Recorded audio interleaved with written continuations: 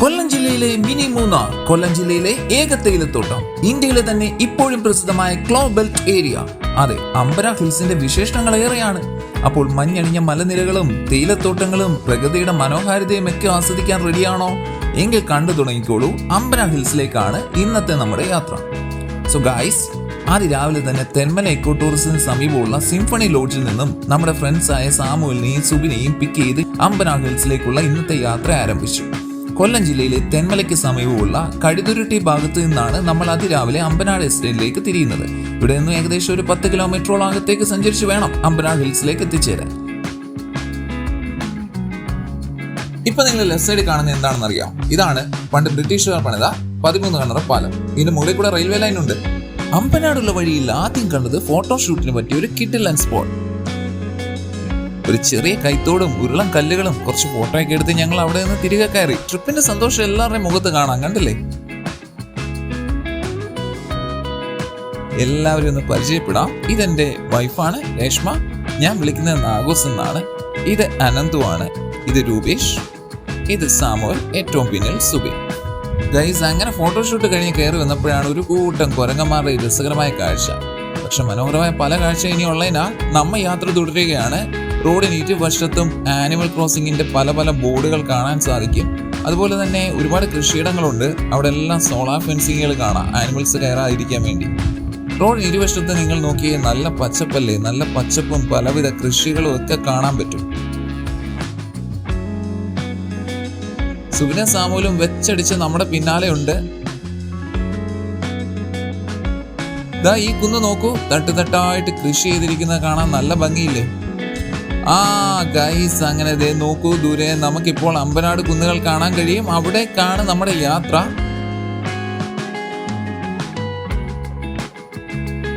ഇസ്ഫീൽഡ് estate, RPG group, Harrison Malayalam എന്നൊക്കെയുള്ള ബോർഡുകൾ നമുക്ക് കാണാം. അങ്ങനെ ഈ ഒരു റബ്ബർ എസ്റ്റേറ്റ് വഴി മുകളിലേക്ക് എത്തുമ്പോഴാണ് നമ്മൾ അമ്പനാടിന്റെ ഗേറ്റിലേക്ക് എത്തുക. അങ്ങനെ നമ്മൾ അമ്പനാട് എസ്റ്റേറ്റിന്റെ ഗേറ്റിലേക്ക് എത്തിച്ചേരുകയാണ്. ഇവിടെ നിന്നും ഗേറ്റ് ചാടി കടക്കണമെന്നൊരാഗ്രഹമാണ് സുബിന്റെ മനസ്സിൽ. പക്ഷെ സെക്യൂരിറ്റിയുടെ കയ്യിലെ മസിൽ കണ്ടപ്പം സുബിൻ ആഗ്രഹം മനസ്സിൽ ഒതുക്കിയിട്ടുണ്ടെന്ന് തോന്നുന്നു. ഒരാൾക്ക് 100 രൂപയാണ് എൻട്രി പാസ്.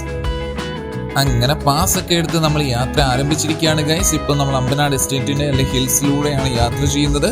നമ്മൾ ആദ്യം വെൽക്കം ചെയ്യുന്നത് എന്താണെന്ന് അറിയാം? നിങ്ങൾ പ്രതീക്ഷിക്കാത്തൊരു കാര്യമാണ്. അതായത് ഇവിടുത്തെ സുഗന്ധം. എന്ത് സുഗന്ധം? പെർഫ്യൂമിന്റെ ഒന്നും ആവശ്യമില്ല. നല്ല ഗ്രാമ്പൂവിന്റെ കിടിലൻ സ്മെല്ലാണ്. അടിപൊളി വൈബാണ് ഇതിനകത്തൂടെ വണ്ടി ഓടിച്ചു പോകാൻ.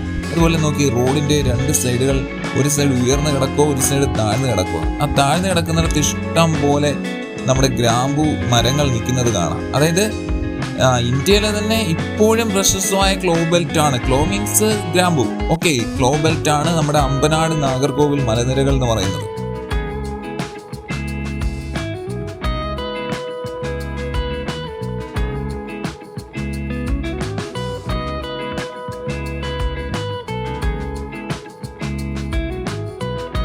നമ്മുടെ റൈറ്റ് സൈഡിലായിട്ട് നോക്കി, ഉയർന്നു കിടക്കുന്ന ഭാഗത്ത് കൂടുതലും ടീ പ്ലാന്റേഷൻ ആണ്.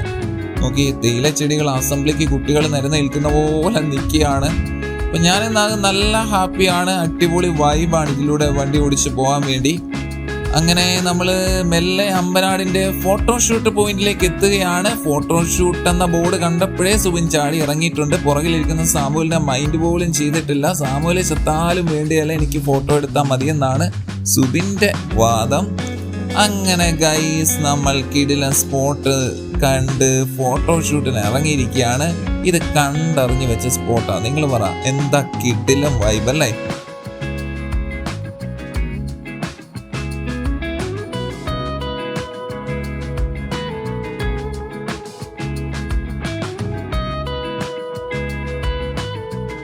മരത്തിനടുത്ത് ഞാൻ ചെന്ന് നിന്നാൽ ഇമ്മാർ മരത്തിന്റെ സയന്റിഫിക് നെയിം എന്നോട് ചോദിക്കും. പുല്ല്, മാറി നിന്നേക്കാം.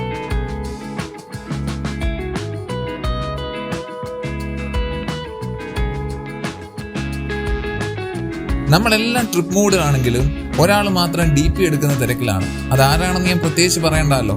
ഈ കൈ നോക്കിയാൽ മനസ്സിലാവും. ഒരു കാര്യം ഞാൻ പറയാം, ഇവിടെ നിന്ന് നമ്മളൊരു ഫോട്ടോ എടുത്തു കഴിഞ്ഞാൽ നമ്മൾ അത് എഡിറ്റ് ചെയ്യേണ്ട ഒരു ആവശ്യമില്ല. നേച്ചർ ഓൾറെഡി അതിന്റെ ഫിൽറ്ററൊക്കെ സെറ്റ് ചെയ്ത് വെച്ചേക്കുവാണ് ഇവിടെ. അപ്പൊ നോക്കി, ഇത്ര കിഡിലനായിട്ടുള്ളൊരു ഫ്രെയിമാണ് നിങ്ങളുടെ മുന്നിൽ നിൽക്കുന്നത്. അടിപൊളി, കണ്ടറിഞ്ഞ് ഫോട്ടോഷൂട്ടിന് വെച്ചേക്കുന്ന ഒരു സ്ഥലമാണ്. അങ്ങനെ ഫോട്ടോഷൂട്ടൊക്കെ കഴിഞ്ഞു. ഇനി നമുക്ക് മുന്നോട്ട് പോകേണ്ടതുണ്ട്. ഇതാ ഒരുത്തൻ ഇപ്പോഴും വരാതിരിക്കുവാണ്. ഇവന്മാർ വരുന്നില്ലേ? ഇതാ സുബിൻ തന്നെ ചില ഫോട്ടോ കിട്ടിയില്ലെന്നും പറഞ്ഞ് ബൈക്കിൽ കിടന്നും മറിഞ്ഞും ഒക്കെ ഫോട്ടോ എടുക്കുകയാണ്. ഇതിൻ്റെ അടിമപ്പണി മൊത്തം എടുപ്പിക്കുന്നത് സാമുവലിനെ കൊണ്ടാണ്. നമ്മുടെ ഫസ്റ്റ് വ്യൂ പോയിന്റിലേക്കാണ് നമ്മൾ പോകുന്നത്. അമ്പനാട് സന്ദർശിക്കാൻ പറ്റുന്ന ഏറ്റവും അനുയോജ്യമായ സമയം എന്ന് പറയുന്നത് ഡിസംബർ ജാനുവരി മാസങ്ങളാണ്. ആ സമയത്ത് നല്ല കോടമഞ്ഞും തണുപ്പും ഒക്കെ നമുക്ക് ഫീൽ ചെയ്യാൻ പറ്റും. നമുക്കൊരു മിനി മൂന്നാറിന്റെ അതേ എഫക്റ്റ് തന്നെ കിട്ടും. കൂടാതെ നല്ല പച്ചപ്പൊക്കെ കാണണമെങ്കിൽ മഴക്കാലത്തൊക്കെ സന്ദർശിച്ചാൽ മതി. ഞങ്ങൾ എത്തിയത് കുറച്ചുകൂടെ ചൂട് കൂടിയ സമയത്താണ്, ജാനുവരിയുടെ അവസാനത്തോടുകൂടി.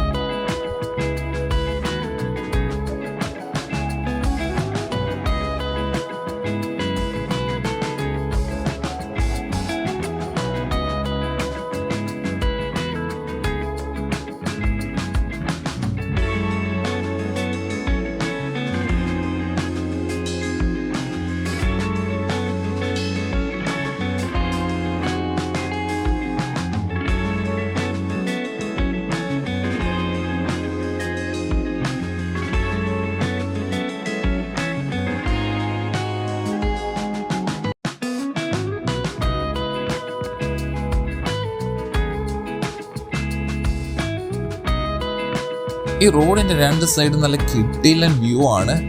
അതായത് ചെറിയ ചെറിയ മരങ്ങളും തണലും പച്ചപ്പും, അതിനിടയ്ക്ക് ഭംഗി കൂട്ടാൻ വേണ്ടി ചെറിയ ചെറിയ പാറകളും, അങ്ങനെ നല്ല കിടിലൻ വൈബാണ്.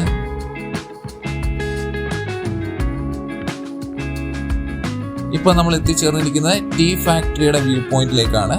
ഗൈസ് കണ്ടില്ലേ, എല്ലാവരും നല്ല ആറ്റിറ്റ്യൂഡൊക്കെ ആയിട്ട് ഫോട്ടോയ്ക്ക് പോസ് ചെയ്ത് നിൽക്കുകയാണ്. പക്ഷെ അവ അറിയുന്നില്ലല്ലോ ഞാൻ വണ്ടിയുടെ ഫോട്ടോസാണ് ഫോക്കസ് ചെയ്യുന്നതെന്ന്. ഇതാ ഒരു മഞ്ഞ ലൈൻ നിങ്ങൾക്ക് കാണാൻ പറ്റും പാറയുടെ മുകളിലായിട്ട്. ഇത് ചുമ്മാ ഭംഗിക്കോ അല്ലെ പെയിന്റ് അധികം വന്നപ്പോഴും വരച്ചു വെച്ചേക്കുന്നതല്ല, ഇത് വാർണിംഗ് സിഗ്നലാണ്. ഇതിനപ്പുറം പോയി കഴിഞ്ഞാൽ നല്ല താഴ്ചയാണ്. ആശുപത്രി കിടന്ന് ഓറഞ്ച് തിന്നേണ്ടി വരും. അപ്പൊ അതുകൊണ്ട് തന്നെ നമ്മൾ റിസ്ക് എടുക്കാൻ തയ്യാറല്ല. നിങ്ങൾ റിസ്ക് എടുക്കരുത്. അപ്പം ഗായ്സ്, ദാ ദൂരെ കാണുന്ന ആ വെള്ള കെട്ടിടമില്ലേ, അതാണ് ടീ ഫാക്ടറി എന്ന് പറയുന്നത്. ബ്രിട്ടീഷുകാർ 1800 പണിഞ്ഞതാണ് ഈ ടീ ഫാക്ടറി. ഇപ്പോൾ ഇത് നമ്മുടെ ട്രാവൻകൂർ ടീ ആൻഡ് റബ്ബർ കമ്പനിയുടെ നിയന്ത്രണത്തിലാണ് പോകുന്നത്. ഇപ്പോഴും അവിടെ ടീ ഫാക്ടറി ഉണ്ട്. അതുപോലെ പണ്ട് ബ്രിട്ടീഷുകാർ ഉപയോഗിച്ച മെഷീനൊക്കെ തന്നെ ഇപ്പോഴും അവൈലബിൾ ആണെന്നൊക്കെയാണ് പറയുന്നത്. ഒറ്റ നോട്ടത്തിൽ ഈ സ്കൈയിൽ നോക്കുമ്പോൾ നമുക്ക് ക്ലൗഡ് മൂവ് ചെയ്യുന്നതായിട്ട് തോന്നും. പക്ഷേ യഥാർത്ഥത്തിൽ ഇത് ക്ലൗഡ് അല്ല, ഇത് കോടമഞ്ഞ് മൂവ് ചെയ്ത് പോകുന്നതാണ്.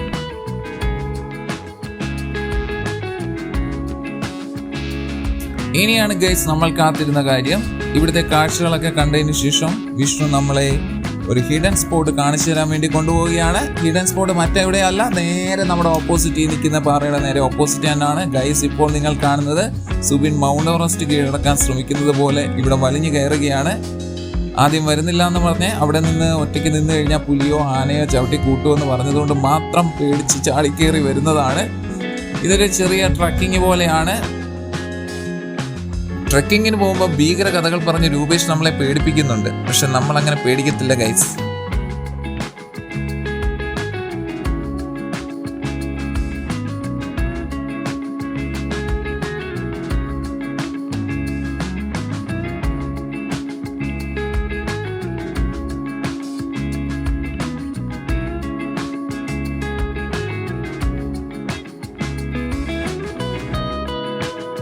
നാഗൂസ് കൊച്ചുകുട്ടികളെ പോലെ തുള്ളിച്ചാടി ഓടിപ്പോകുന്നത് കണ്ടോ ഗൈസ്?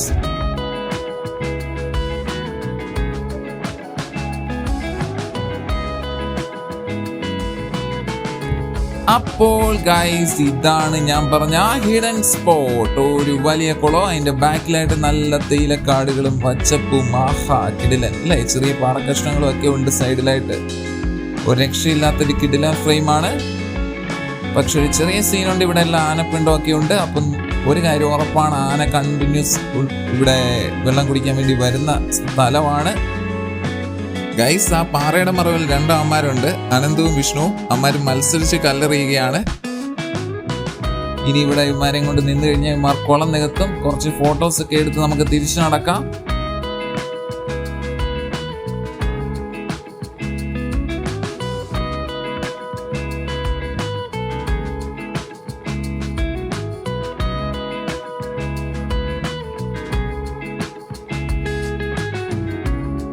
ഫ്രണ്ടിൽ പോയ വിഷ്ണുവും രൂപേഷും ഒക്കെ ഒരു മ്ലാവ് ഓടിപ്പോകുന്നത് കണ്ടു. പക്ഷേ ഞാൻ അവിടെ എത്തിയപ്പോഴത്തേനും ലേറ്റായി. അതതിൻ്റെ പാട്ടിന് പോയി. അനന്തുവിനെയും വിഷ്ണുവിനെയും കണ്ടുകൊണ്ടാണോ എന്ന് അറിയത്തില്ല, മ്ലാവ് ഇപ്പൊ ആമസോൺ ഫോറസ്റ്റ് എത്തി കാണും. അപ്പൊ ഇവിടെ നല്ല പുളി വൈബാണ്. അങ്ങനെ നമ്മൾ തിരിച്ച് ബൈക്ക് വെച്ചിരിക്കുന്ന പോയിന്റിലേക്ക് തിരിച്ചെത്തിയിരിക്കുകയാണ്.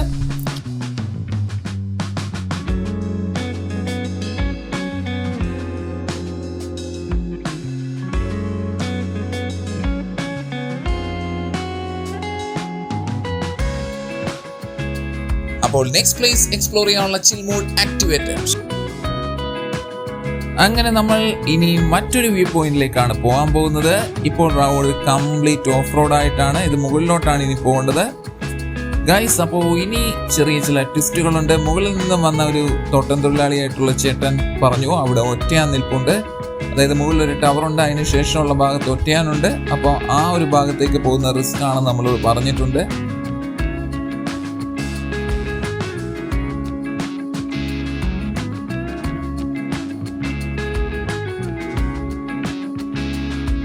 നമ്മുടെ വ്യൂ പോയിന്റ് എന്ന് പറയുന്നത് ടവറിന് മുന്നായിട്ടാണ്, അതുകൊണ്ട് തന്നെ നമുക്ക് പ്രശ്നം വരുന്നില്ല. ഓക്കെ, അതിനുശേഷമാണ് ഒറ്റയാൻ നിൽക്കുന്നത്. പക്ഷെ തിരിഞ്ഞു നോക്കിയപ്പോഴാണ് ചെറിയ ടെസ്റ്റ്. സുബിനും സാമുവലിനെയും കാണാനില്ല. ഞങ്ങൾ അവിടെ എല്ലാം നോക്കി കുറേ നേരം വെയിറ്റ് ചെയ്തു, അമ്മമാരെ കാണുന്നില്ല. ആകെ റേഞ്ച് ജിയോയ്ക്ക് മാത്രമാണ്. പല പ്രാവശ്യം ട്രൈ ചെയ്ത് തിരിച്ചു പോയി അവരെ ചെക്ക് ചെയ്യാമെന്ന് വിചാരിച്ചപ്പോഴാണ് എങ്ങനെയോ കോള് കിട്ടി. അങ്ങനെ കണക്റ്റായി കോള് കിട്ടിയപ്പം വിളിച്ചപ്പം മനസ്സിലായി ആനാന്ന് കേട്ടപ്പോഴേ അമ്മമാര് പമ്പ കടന്നു. ഓക്കെ, നേരെ താഴെ ചെന്ന് ചായയും കുടിച്ച് നിൽപ്പുണ്ടെന്ന് പറഞ്ഞു. അപ്പൊ ഇവിടെ സീനില്ല, ആന ടവറിന് ശേഷമാണ് നിൽക്കുന്നതെന്നൊക്കെ നമ്മൾ പറഞ്ഞൊക്കെ നോക്കിയെങ്കിലും അവർ വരാൻ കൂട്ടാക്കുന്നില്ല, പേടി കാരണം. അങ്ങനെയാണെങ്കിൽ പിന്നെ നമ്മൾ അധികം നിർബന്ധിക്കുന്നില്ല ഗൈസ്. അങ്ങനെ ഞങ്ങൾ മുന്നോട്ട് അടുത്ത വ്യൂ പോയിന്റിലേക്ക് എത്തുകയാണ്. അവിടെ ഡബിൾ റോക്ക് വ്യൂ പോയിന്റ് എന്നാണ് വേണമെങ്കിൽ ഇതിനെ വിളിക്കാൻ പറ്റുന്നത്.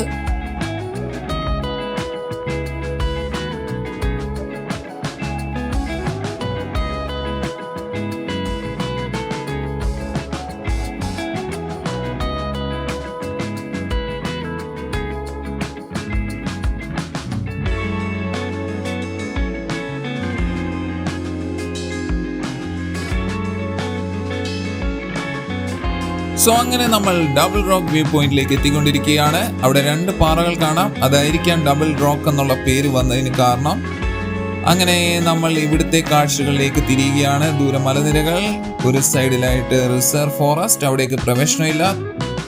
ഡ്യൂറോഫ്ലെക്സ് മെത്ത കിട്ടിയതുപോലെ വന്ന പാടെ നാഗൂസ് പാറപ്പുറത്ത് കയറി കിടന്നു. അങ്ങനെ ഞങ്ങൾ കുറെ ഫോട്ടോസൊക്കെ എടുക്കുകയാണ്. നല്ല കാറ്റുണ്ട് ഇവിടെ. ഫോട്ടോസൊക്കെ എടുക്കാൻ നല്ല സ്ഥലമാണ്, കാണാനും നല്ല സ്ഥലമാണ്. താഴെ നമ്മൾ വണ്ടിയൊക്കെ പാർക്ക് ചെയ്തിട്ടാണ് മുകളിലോട്ട് ചാടി കയറി വന്നിട്ടുള്ളത്. ഇവിടെ നീലാകാശവും മേഘങ്ങളും അതിന് താഴെ കുന്നുകളും. ആഹാ,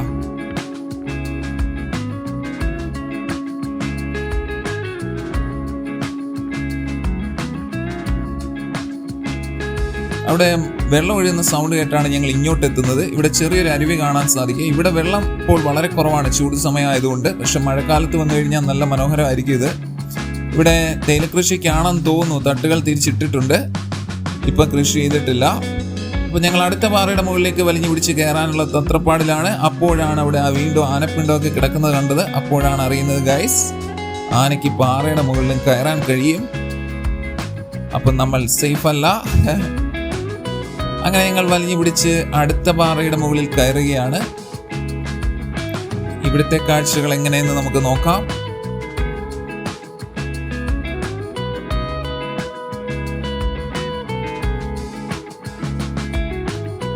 ഇനി നമ്മൾ ഈ ചെറിയ പാറയുടെ മുകളിൽ നിന്നുള്ള കാഴ്ചകളാണ് കാണാൻ പോകുന്നത്. വലിയ പാറയുടെ മുകളിലുള്ള ചെറിയ പാറയുടെ മുകളിൽ നിന്നാണ് നമ്മൾ ഈ കാഴ്ചകൾ കാണുന്നത്. നല്ല പച്ചപ്പ് ചുറ്റിനും കാണാൻ സാധിക്കും. പിന്നെ നീലാകാശം, കുന്നുകൾ. ആഹാ, എന്താ വൈബ്! കിടിലൻ സീനറി. അപ്പൊ അതിന്റെ സൈഡിലായത് ആ വലിയൊരു മല കണ്ടില്ലേ? വലിയൊരു മല. നമ്മൾ തന്നെ നിൽക്കുന്നത് വളരെ ഹൈറ്റിലാണ്. അപ്പൊ ആ മല എന്ന് പറയുന്നത് അതിൽ ഹൈറ്റിലാണ്. ദൂരെ ടീ ഫാക്ടറി കാണാൻ സാധിക്കും, സൂക്ഷിച്ചു നോക്കിയാൽ. അങ്ങനെ കുറച്ച് ഫോട്ടോസ് ഒക്കെ എടുക്കുകയാണ് ഞങ്ങൾ. ആന വന്നു കഴിഞ്ഞാൽ എങ്ങനെ ഓടണമെന്നുള്ള സ്റ്റഡി ക്ലാസ് ആണ് രൂപേഷിന്റെ ഭാഗം നടന്നുകൊണ്ടിരിക്കുന്നത്. രൂപേഷിന്റെ ക്ലാസിന്റെ തിയറി വർക്കൗട്ട് ആകുമോ ഇല്ലയോ എന്നറിയാൻ ആന വരിക തന്നെ വേണം. പക്ഷെ ആന വന്ന് ഈ തിയറി എങ്ങനെ ഫ്ലോപ്പ് ആയി കഴിഞ്ഞാൽ പിന്നെ നമ്മളെ തറയിൽ നിന്ന് സ്റ്റിക്കറായിട്ട് ചുരണ്ടി എടുക്കേണ്ടി വരും ഗൈസ്. പുറകിലുള്ള വലിയ മലയെക്കുറിച്ചാണ് എൻ്റെ ചോദ്യം.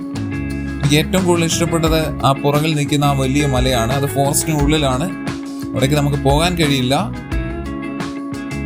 അങ്ങനെ ഞങ്ങൾ ഈ പാറയിൽ നിന്ന് ഇറങ്ങി അടുത്ത വ്യൂ പോയിന്റ് ലക്ഷ്യമാക്കി പോകാനുള്ള തയ്യാറെടുപ്പാണ്.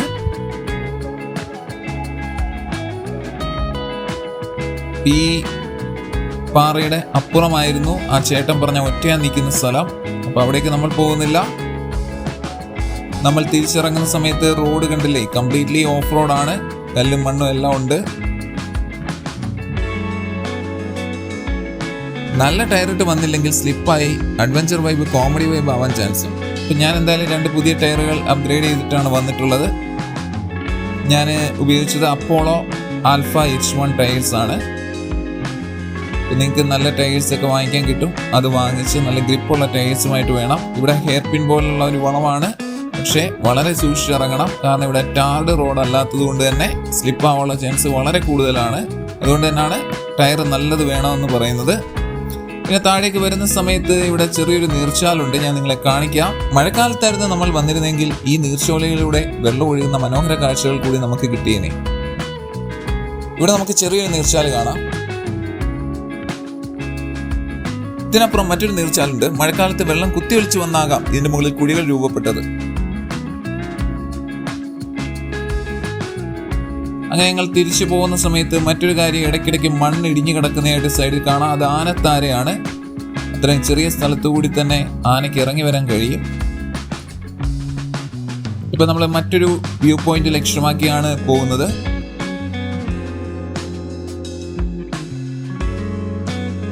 കണ്ടില്ലേ, 2 സൈഡും, റോഡിന്റെ 2 സൈഡും കിടിലൻ ഒരു എക്സ്പീരിയൻസ് ആണ്. നിങ്ങൾക്ക് ലൈഫിൽ ഒരു പ്രാവശ്യമെങ്കിലും അമ്പനാട് ഒന്ന് എക്സ്പ്ലോർ ചെയ്യാൻ ശ്രമിക്കുക. എക്സ്പ്ലോർ ചെയ്യുന്ന സമയത്ത് മാക്സിമം രാവിലെ എത്താൻ ശ്രമിക്കുക, എന്നാലേ നമുക്ക് മഞ്ഞ എക്സ്പീരിയൻസ് ചെയ്യാൻ പറ്റൂ.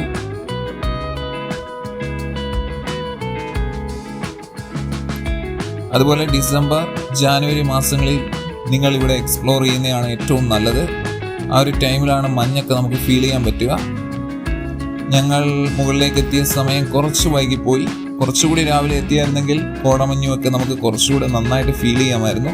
ഇപ്പം നമുക്ക് മഞ്ഞ് ഫീൽ ചെയ്യുന്നുണ്ട്, പക്ഷേ ആ കോടയൊന്നും നമുക്ക് കാണാൻ സാധിക്കുന്നില്ല. ഇപ്പോൾ നമ്മൾ അമ്പനാടിന്റെ ബേസ് പോയിന്റിലേക്കുള്ള യാത്രയിലാണ്. അവിടെ നിന്ന് റൈറ്റ് തിരിഞ്ഞാൽ മാമ്പഴത്തറ വ്യൂ പോയിന്റിലേക്ക് എത്താം. ഈ കാണുന്നതാണ് മാമ്പഴത്തറ വ്യൂ പോയിന്റ്. ഇവിടെ ദൂരെ വളരെ വലിയ മലനിരകൾ നിങ്ങൾക്ക് കാണാം. അതിന്റെ താഴെയായിട്ട് ഫോറസ്റ്റ് ഉണ്ട് ഗൈസ്. അതിലും താഴെ കിടല ഒരു വ്യൂ ഉണ്ട്. കണ്ടില്ലേ, ഹെയർ പിൻ പോലെയുള്ള റോഡുകൾ. ആഹാ, അങ്ങ് ദൂരെ താഴ്വാരങ്ങളിൽ ഒരുപാട് മലനിരകൾ നിങ്ങൾക്ക് കാണാൻ സാധിക്കും. അപ്പം നമ്മുടെ നെക്സ്റ്റ് പരിപാടി എന്താന്ന് വെച്ച് കഴിഞ്ഞാൽ നേരെ ഈ റോഡ് ഒന്ന് കറങ്ങിയിട്ട് വരാം. ഓക്കെ, അപ്പോൾ ഈ റോഡ് കറങ്ങുക മാത്രമല്ല, ഈ റോഡിൽ കൂടി കുറച്ച് മുന്നോട്ട് പോകുമ്പോൾ ഒരു കിടിലൻ വൈബ് പ്ലേസ് ഉണ്ട്. അതായത് റോഡിന്റെ 2 സൈഡ് നമുക്ക് ഫോറസ്റ്റ് കാണാൻ പറ്റും കുറച്ച് നേരത്തേക്ക്. അപ്പോൾ അതൊന്ന് നമുക്ക് എക്സ്പീരിയൻസ് ചെയ്യാം.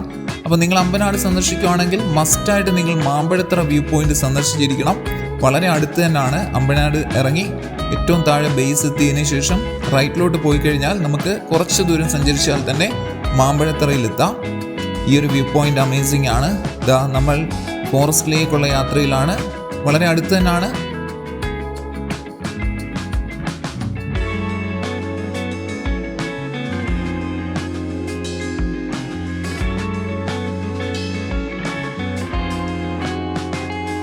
സോ ഗൈസ്, അങ്ങനെ നമ്മൾ എത്തിപ്പോയി. റോഡിന് ഇരുവശത്തും ഇപ്പം നമുക്ക് ഫോറസ്റ്റ് കാണാം.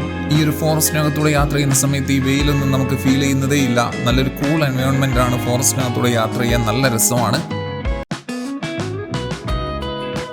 ഇതുവഴി കുറച്ച് ദൂരം കൂടെ താഴേക്ക് പോയി കഴിഞ്ഞാൽ നമുക്കൊരു തോട്ടിലേക്ക് എത്താം. മഴവെള്ളപ്പാച്ചിൽ ഒലിച്ചുപോയ പാലത്തിന്റെ ചില ഭാഗങ്ങൾ അവിടെയുണ്ട്. പക്ഷെ നമ്മൾ ഇന്ന് അങ്ങോട്ട് പോകുന്നില്ല. കാരണം ഇന്ന് ചൂടായതുകൊണ്ടും കുറച്ച് ദൂരം ഉള്ളതുകൊണ്ടും അവിടെ വെള്ളം കുറവാകാനാണ് ചാൻസ്. അതുകൊണ്ട് നമ്മൾ ഇന്നത് എക്സ്പ്ലോർ ചെയ്യുന്നില്ല. അപ്പോൾ നമ്മുടെ ഇന്നത്തെ പരിപാടി ഈ ഫോറസ്റ്റ് എക്സ്പ്ലോർ ചെയ്തുകൊണ്ട് തന്നെ നമ്മൾ ഇത് വൈൻഡപ്പ് ചെയ്യുകയാണ്.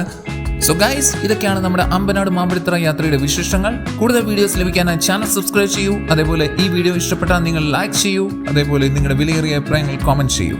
അപ്പോൾ മറ്റൊരു കിടിലൻ എപ്പിസോഡുമായി നമുക്ക് വീണ്ടും കണ്ടുമുട്ടാം. Till then stay tune with life by frames.